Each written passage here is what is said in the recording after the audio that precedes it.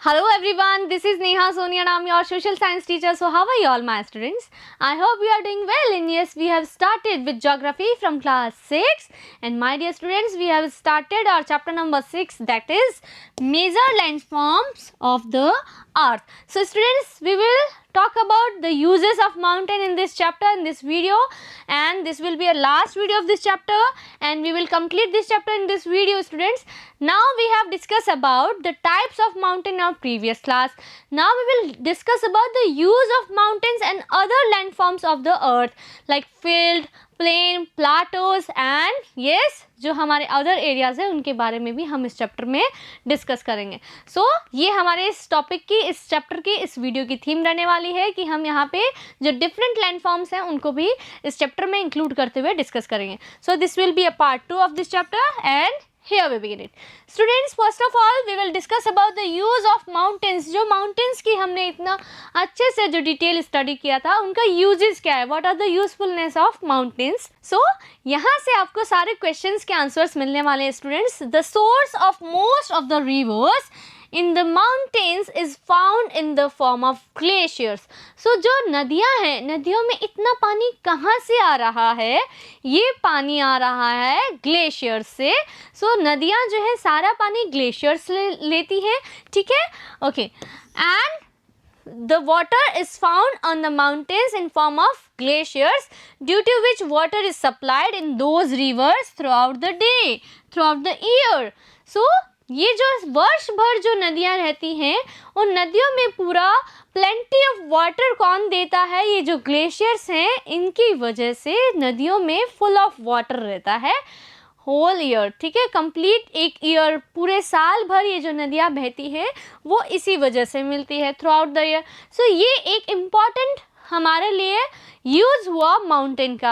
अगर नदियों में पानी नहीं होगा तो एग्रीकल्चर जो है वो पॉसिबल नहीं है, बिकॉज जो हमें फार्मिंग करनी है उसके लिए water is very essential for us. So और जो नदियों से हमें इतनी सारी चीज़ें, इतने सारे जो बेनिफिट्स, एडवांटेज मिलते हैं वो भी नहीं मिलेंगे, ठीक है. So this is the first use of mountain. If we talk about use of mountain water for irrigation and hydro electricity generation is also done. So as I have discuss with you, जो हम electricity बना रहे हैं, hydro electricity भी जो generation है, और जो हम इरिगेशन की जो न्यू टेक्निक्स हैं वो सब है, लेकिन अगर वाटर ही अवेलेबल नहीं है, और वो वाटर कहाँ से मिल रहा है? माउंटेन्स से आ रहा है, तो ये वाटर हमारे लिए इम्पॉर्टेंट है. So we will discuss about the benefits of mountain. First, it provide a home for almost 1 billion people. We have discussed about it. जो माउंटेन्स में जो रहने वाले लोग होते हैं उनकी हार्श कंडीशन रहती है, और उस कंडीशंस में भी रहने के लिए जो घर शेल्टर्स जो प्रोवाइड करवा रहे हैं, we have discuss about the rock shelters, caves. So इस तरह से जो घर उपलब्ध करवा रहे हैं माउंटेन्स, सो ये एक यूज़ हुआ. अगर हम सेकेंड यूज़ देखें तो it host 25% of the biodiversity of land. So जो फॉरेस्टेड एरियाज़ होते हैं वो ज़्यादा कहाँ होंगे? माउंटेन्स पे होते हैं. सो यहाँ पे भी जैव विविधता अलग अलग देखी जाती है, अलग अलग तरह के, अलग अलग स्पीसीज़ के एनिमल्स देखने को मिलते हैं. याक है, और जो हमारे माउंटेन एनिमल्स होते हैं वो अलग अलग होते हैं. सो इस तरह से बायोडाइवर्सिटी पाई जाती है माउंटेन्स पे. If we talk about the third advantage, or you can say the benefit of mountain, it is mountains are the origin of 6 of 20 the most important food crops. So mountains में क्या होता है? अलग अलग तरह की variety of food crops are available only on mountains. Clear? अच्छा, जैसे आप हींग ही ले लीजिए. हींग जो है वो माउंटेन एरियाज़ में ही नेचुरल रहता है, ठीक है, उसे आप क्रॉप नहीं कर सकते, उसे आप जो है एग्रीकल्चर या फार्मिंग के थ्रू नहीं उगा सकते हैं, ठीक है. सो इस तरह से it is a natural vegetation students. So ये ऐसी जो चीज़ें हैं, हमने जड़ी बूटी देखी, हमने बात की है bark of a birch tree for yes manuscripts जो लिखी जाती थी. सो ये जो bark of a birch tree है, सो ये जो बर्च ट्री है ये कहाँ था? Only on in Himalayas.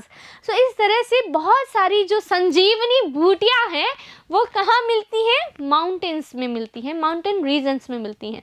So next we will talk about the fourth reason. It hosts 28% of earth forest. So जो भी फॉरेस्टेड एरियाज है पूरी अर्थ पे, जो भी लैंड सरफेस पे, उनमें से 28% of forest are available only on mountain regions. Clear? Yes. And fifth benefit is it provide between 60 to 80% of the world's fresh water. So हमने fresh water का डिस्कस किया है. यहाँ पे फ्रेश वाटर कौन दे रहा है? हमने देखा जो प्लेंटी ऑफ वाटर है अर्थ पे वो सी ओशन इनमें है और वो हमारे पीने योग्य नहीं है. सो नाउ माउंटेन्स हमें प्रोवाइड करवा रहे हैं fresh water. Clear students? So इसीलिए mountains are very useful for us. Clear?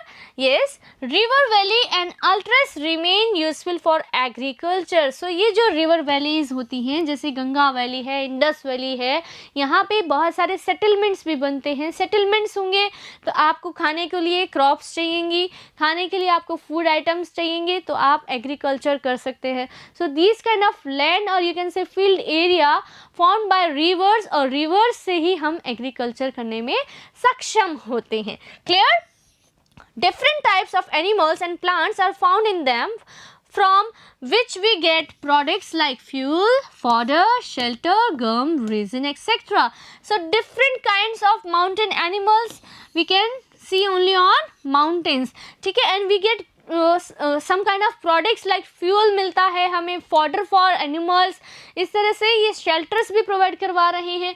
We have discussed about gum and resin, इस तरह के products भी हमें mountain area से मिलते हैं. ठीक है? सो आप एनिमल्स, माउंटेन एनिमल्स जो हैं उनकी एक लिस्ट बना सकते हैं और मुझे बता सकते हैं. ठीक है students? Next we will talk about mountains rich in natural beauty. अब देखिए यूजेस क्या है माउंटेन्स के. माउंटेन्स एरियाज में हम जो है नेचुरल ब्यूटी को विजिट करने, उसे देखने भी जाते हैं. Right students? So mountains rich in natural beauty are the main areas of attraction for tourists. So घूमना पसंद है ना आपको? जम्मू कश्मीर, लद्दाख और भी जो माउंटेन रीजन है वहाँ तक आपको घूमना बहुत ही पसंद है. ठीक है? Where various types of sports activities such as paragliding, hang gliding, river rafting and skiing etc. So जो river rafting करते हैं नदियों में बैठ के आप लोग, या फिर आप लोग कभी कभी पैराग्लाइडिंग करते हैं, हैंग ग्लाइडिंग करते हैं, इस तरह की जो स्पोर्ट्स हैं वो भी माउंटेन रीजन में संभव होते हैं, पॉसिबल होते हैं. And mountains are very beautiful. So it is a major reason of attraction for tourist. इसलिए माउंटेन एरियाज में टूरिस्ट भी ज़्यादा आते हैं. ठीक है? और टूरिस्ट आएंगे तो क्या मिलेगा? पैसा, मनी, रेवेन्यू. ओके? और रेवेन्यू से हमारी जो गवर्नमेंट है हमारे लिए फैसिलिटीज़ प्रोवाइड करवाती है. Clear? Next we will talk about the another major landform of earth, that is plateau. So the flat land raised above the surrounding land is called a plateau. Students, so हमने इसको discuss कर लिया था. Flat land is raised above the other land, है ना? So कुछ इस तरह से एक फ्लैट होता है इसका सरफेस. ओके? और ये सराउंडिंग जो लैंड होती है उससे ऊपर उठी हुई रहती है. सो लाइक दिस, ये जो एरिया है ये ऊपर उठा हुआ है इस एरिया से, तो ये क्या हो गए हमारे plateaus. Clear? Okay. The slopes of the side of plateaus are erect. So ये जो स्लोप्स रहते हैं इस तरह से, जो माउंटेन्स के साइड में ये जो स्लोप्स होते हैं, these are erect and their height can range from hundreds of metre to thousands of metre. Plateaus की भी हाइट एज लाइक माउंटेन्स की जैसी हो सकती है. 100 ऑफ मीटर से 1000 ऑफ मीटर्स जितने ऊंचे हाइट पे प्लाटोज होते हैं. ठीक है? प्लाटोज होते क्या है? बेसिकली फ्लैट लैंड होता है, लेकिन उसके आसपास का जो लैंड है उससे ऊपर उठा हुआ होता है. ठीक है? और कितना ऊपर हो सकता है? इसकी रेंज क्या रह सकती है हाइट की? Their height can range from hundreds of metre to thousands of meters. Clear? Okay, these plateaus can be old and new like mountains. The Deccan Plateau of India is an example of an ancient plateau. So जो हमारा Deccan Plateau है in India, it is an example of an ancient plateau. So here you can take a look. ये जो हमारा ये आपको Plato दिख रहा है, ये ट्रायंगल शेप के जैसा, इट इज़ डेक्कन प्लाटो। सो ये हमारा एंशिएंट प्लाटोज में इंक्लूडेड है, ठीक है। अगर हम यहाँ से अदर लैंड फॉर्म्स देखते हैं तो here you can take a look, ये जो हमारा एरिया है जो हमारा इंटरनेशनल बॉर्डर से अटैच है, that is deserted area, okay. ये जो आपको एरिया दिखाई दे रहा है ये हिमालयन का एरियाज़ है, हिमालयाज़ है यहाँ पे, यहाँ भी हिमालयाज़ है, और ये जो नेपाल है यहाँ पे भी हिमालयाज़ है, ठीक है। देन ये जो प्लेन एरिया बन रहा है ये गैंगेटिक प्लेन है स्टूडेंट्स। सो जो गंगा रिवर जो है अपना एक प्लेन एरिया बनाती है वो प्लेन या फील्ड कहलाते हैं, ठीक है। ये हमारे सेंट्रल हाईलैंड्स रहते हैं यहाँ पे, ओके। देन अगर हम यहाँ देखिए जो गंगा है अपना डेल्टा बनाती है, इधर माउथ ऑफ गंगा यहाँ पे इन बे ऑफ बंगाल में अपना सारा वाटर जो है वो ड्रेन करती है, ठीक है, ड्रॉप करती है, ओके। देन यहाँ से हम देख सकते हैं ईस्टर्न घाट की पोजीशन, यहाँ पे आपके जो वेस्टर्न कोस्ट एरियाज़ हैं वेस्टर्न घाट हैं। सो ये हमने इस तरह से कोंकण कोस्ट को देखा, मालाबार कोस्ट को देखा है यहाँ पे, ओके। एंड यहाँ पे कोरोमंडल कोस्ट भी है स्टूडेंट्स। सो इस तरह से ये जो मेजर लैंडफॉर्म ऑफ इंडिया है उसको हमने डिस्कस किया है स्टूडेंट्स, ठीक है। We will discuss about many things in our chapters. So next we will talk about the Tibetan plateau is the highest plateau in the world. Yes, जो Tibetan plateau है, Tibet का जो पठार है वो हाईएस्ट प्लाटो है in world. सो सबसे ऊंची उसकी हाइट रहेगी और कितनी है, with an altitude of 4000 to 6000 metres above mean sea level.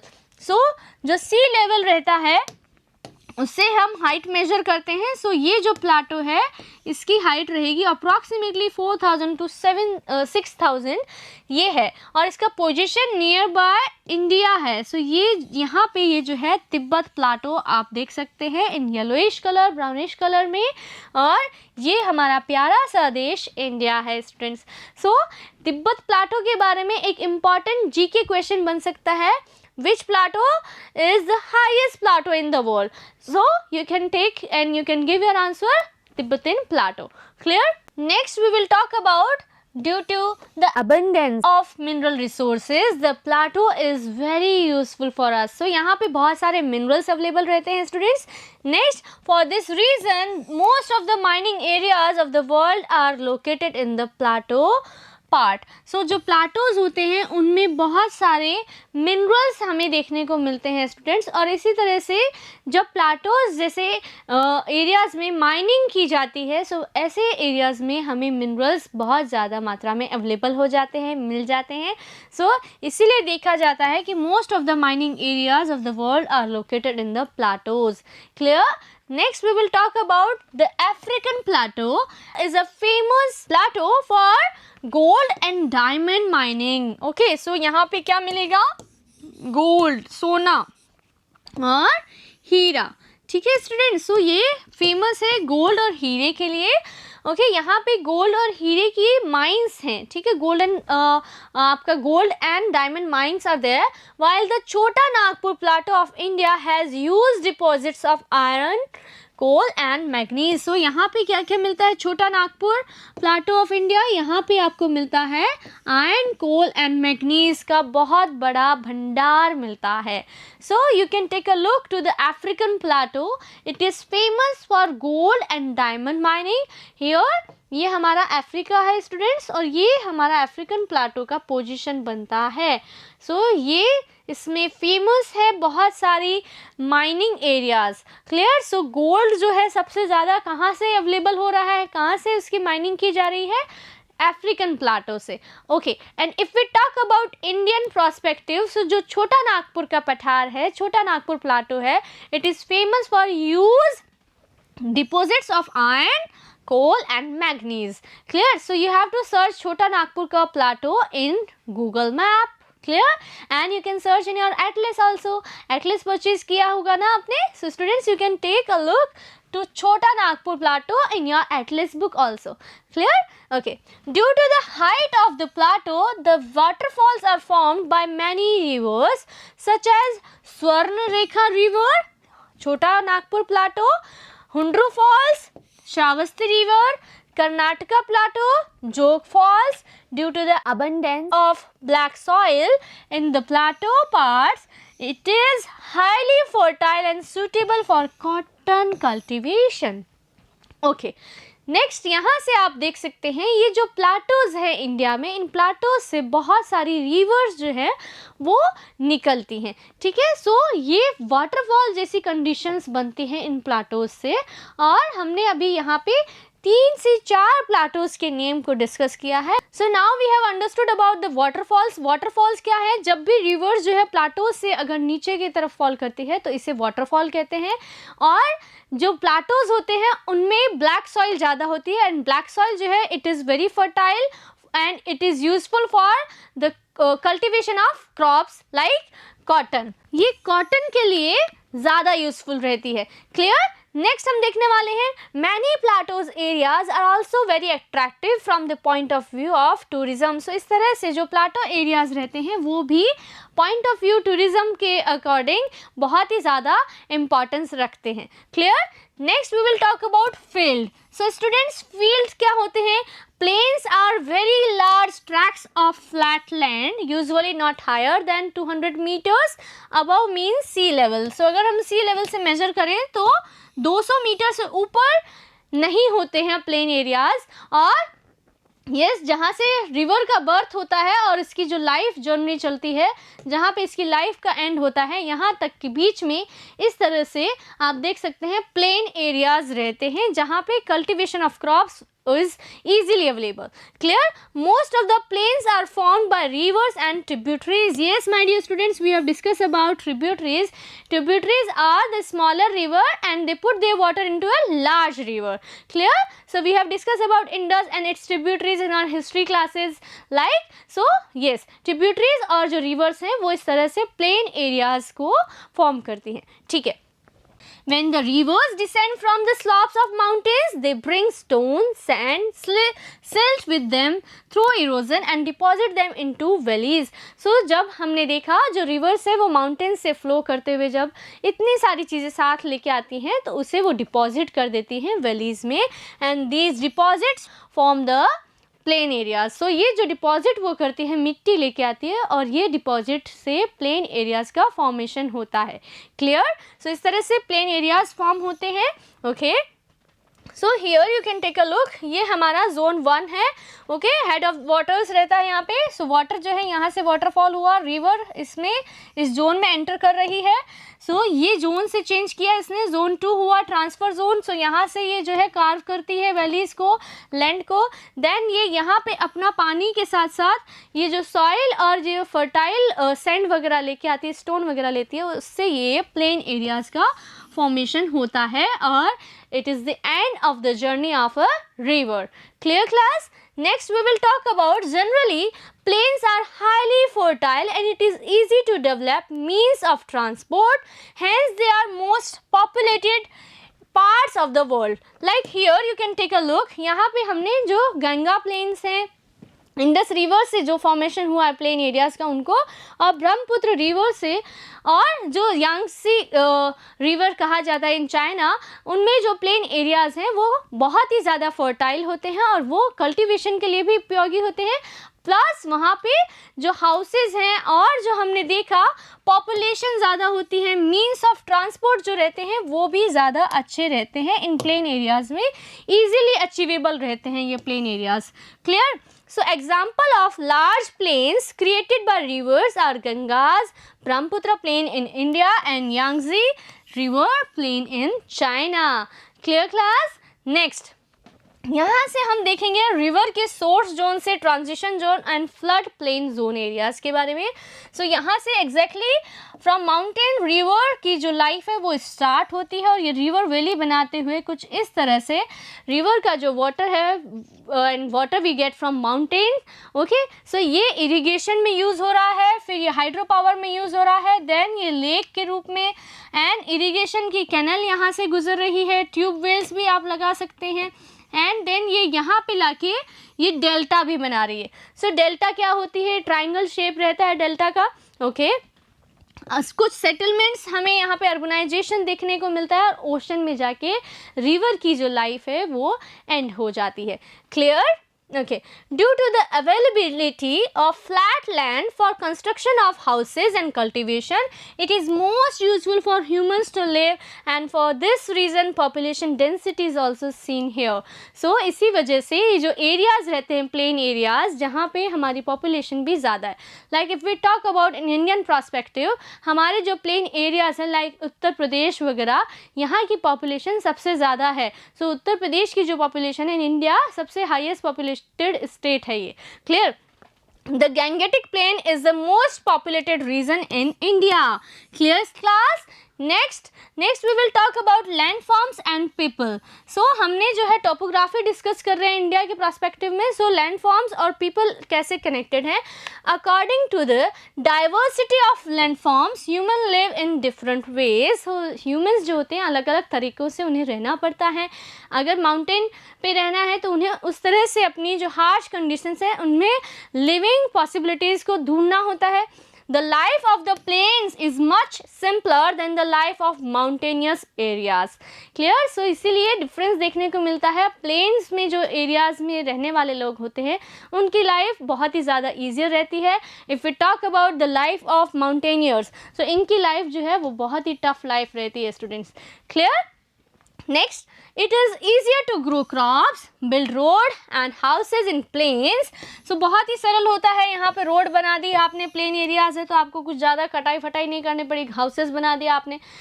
But it is more difficult in mountain region. So वहाँ पे पहाड़ है, पहाड़ों के बीच में आपको जो स्पेस है उसमें आपको अपने घर बनाने होंगे.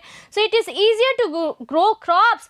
सो पहाड़ों में क्या होते हैं, स्टीप स्लॉप्स रहते हैं ना, खड़ी ढलान रहती है, तो वहाँ पे एग्रीकल्चर भी पॉसिबल नहीं हो पाती है. ठीक है? सो एग्रीकल्चर के पर्सपेक्टिव से प्लेन्स ज़्यादा इंपॉर्टेंट है. रोड्स बना सकते हैं, ट्रांसपोर्टेशन इंपॉर्टेंट है, अर्बनाइजेशन इंपॉर्टेंट है, हाउसेज अच्छे बन सकते हैं. किसके मुकाबले? माउंटेनियस एरियाज़ के मुकाबले. Clear? So it is easier to grow crops, build roads and houses in place than in mountainous areas. So देखिए कैसे घर होते हैं इन लोग के, कुछ इस तरह की इनकी शेप रहती है हाउसेस की. So now we have discussed about all the things of landforms, major landform of earth, and now you have learned so many things from this chapter. हमने सारे types of mountains को discuss कर लिया students. We have discussed about the other landform like field, plateau and mountains. So yes, we will meet in our next class. Till then, take care of your health and studies. Good day my dear students.